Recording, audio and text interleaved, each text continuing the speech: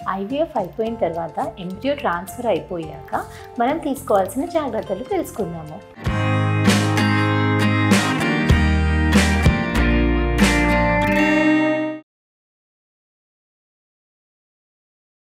IVF ప్రాసెస్లోనే couple చాలా ఎగ్జాస్టెడ్గా ఉంటారు, చాలా హోప్స్ పెట్టుకుంటారు.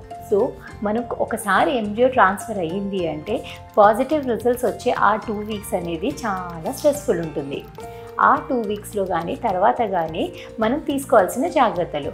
ఫస్ట్ థింగ్, ఎంబ్రియో ట్రాన్స్ఫర్ ఇప్పుడు మోస్ట్ ఆఫ్ ద టైమ్స్లో ఫ్రోజన్ ఎంబ్రియో ట్రాన్స్ఫర్ చేస్తాం. అంటే ఫ్రీజ్ చేసిన ఎంబ్రియోని ఎండోమెట్రియం లైనింగ్ని మంచి టాబ్లెట్స్ హార్మోన్స్ తోటి గ్రో చేసి అప్పుడు ట్రాన్స్ఫర్ చేస్తాము. అలాంటి కండిషన్స్లో మనము అది న్యాచురల్ ప్రెగ్నెన్సీ కాదు, కొంచెం హార్మోన్స్ తోటి సపోర్ట్ చేసిన ప్రెగ్నెన్సీ. సో ఒకసారి ట్రాన్స్ఫర్ అయిపోయాక కానీ మెడికేషన్స్ అనేది చాలా ఇంపార్టెంట్.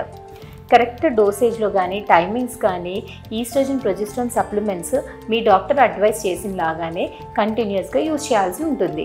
టాబ్లెట్ స్కిప్ అవుతే మనము ఎంబ్రియో అతుక్కోవడం ప్రాసెస్లో కూడా ఇంటర్ఫియర్ అయ్యి మధ్యలో బ్లీడింగ్ అయ్యే ఛాన్సెస్ ఉంటుంది. సో ఎటువంటి కండిషన్స్లో కానీ టాబ్లెట్స్ పర్టికులర్లీ హార్మోన్ సపోర్ట్ మాత్రం అస్సలు స్కిప్ చేయకూడదు. సెకండ్, డైట్ మంచి nutrient rich food and healthy food, home cooked food ఏదైనా తీసుకోవచ్చు. వెజ్ నాన్ వెజ్ కూడా తీసుకోవచ్చు. చికెన్ తింటే ఫిష్ తింటే ఎగ్స్ తింటే వేడి చేస్తుంది తీసుకోవద్దు అన్నట్టు అలా ఏం లేవు. అవేంటంటే హెల్తీ ఫుడ్ ఉంటుంది. కానీ అవుట్ సైడ్ ఫుడ్ కాకుండా హోమ్ కుక్డ్ ఫుడ్ ఇంట్లో చేసుకున్నది ఏదైనా పర్లేదు. మంచి వాష్ చేసుకొని మంచి కుక్ చేసుకుంటే ఫుడ్ తీసుకుంటే పర్లేదు. ఎందుకంటే అవుట్ సైడ్ ఫుడ్ వల్ల ఇన్ఫెక్షన్స్ అవుతాయి, బాడీలో మన ఇమ్యూలాజికల్ సిస్టమ్ యాక్టివేట్ అయ్యి ఎంబ్రియో రిజెక్ట్ అయ్యే ఛాన్సెస్ ఎక్కువ ఉంటుంది. సో అవుట్ సైడ్ ఫుడ్ కానీ లేకపోతే అవుట్ సైడ్ ఎన్విరాన్మెంట్ అంటే ఫ్రీక్వెంట్గా బయట తిరగడం కానీ ఎంబ్రియో ట్రాన్స్ఫర్ అయ్యాక అయితే ఇన్ఫెక్షన్స్ కానీ కోల్డ్ కానీ క్యాచ్ అవుతే కూడా ఫీవర్ వస్తే కూడా మనకి ఎంబ్రియో ట్రాన్స్ఫర్ అనేది ఫెయిల్ అయ్యే ఛాన్స్ ఉంటుంది. సో ఇన్ఫెక్షన్స్ రాకుండా అవుట్ సైడ్ వెళ్ళడాన్ని అవాయిడ్ చేయండి, అవుట్ సైడ్ ఫుడ్ కూడా అవాయిడ్ చేయండి. అండ్ ఎంబ్రియో ట్రాన్స్ఫర్ అయిపోయినాక కంప్లీట్ బెడ్ రెస్ట్ అనేది అస్సలు అవసరం లేదు. ఎంబ్రియో ఎంత ఉంటుంది, మైక్రోస్కోపిక్ చాలా చిన్నగా ఉంటుంది. మనం ఎక్స్టర్నల్ యాక్టివిటీ వల్ల ఎంబ్రియో అసలు డిస్టర్బ్ అవ్వదు. కానీ మనము ఎలాగైనా ప్రెగ్నెన్సీ సపోర్ట్ చేయడానికి మినిమం ప్రికాషన్స్ తీసుకుంటాం కదా. పాజిటివ్ వచ్చినా కానీ హెవీ వెయిట్స్ లిఫ్ట్ చేయకుండా ఉండడము, ఆరల్స్ బరువులు ఎత్తకుండా ఫాస్ట్గా రన్నింగ్ జంపింగ్ అలాంటి థింగ్స్ చేయకుండా ఉంటే సరిపోతుంది. కంపల్సరీ ఎంబ్రియో ట్రాన్స్ఫర్ అయిపోయినాక 15 days లీవ్ పెట్టుకొని ఇంట్లోనే ఉండాల్సిన అవసరం లేదు.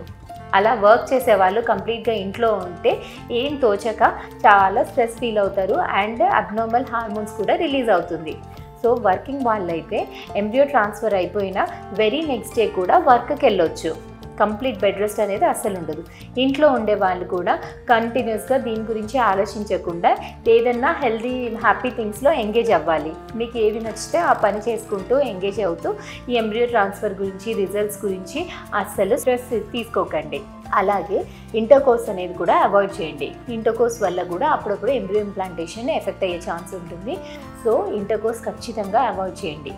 ఈ ప్రికాషన్స్ తీసుకోవడం వల్ల మీ ఎంబ్రియో ట్రాన్స్ఫర్ సక్సెస్ అనేది ఎక్కువ ఉంటుంది అండ్ ఐవీఎఫ్లో కూడా మీకు సేఫ్గా కానీ ప్రెగ్నెన్సీ కానీ హెల్తీగా కంటిన్యూ అవుతుంది.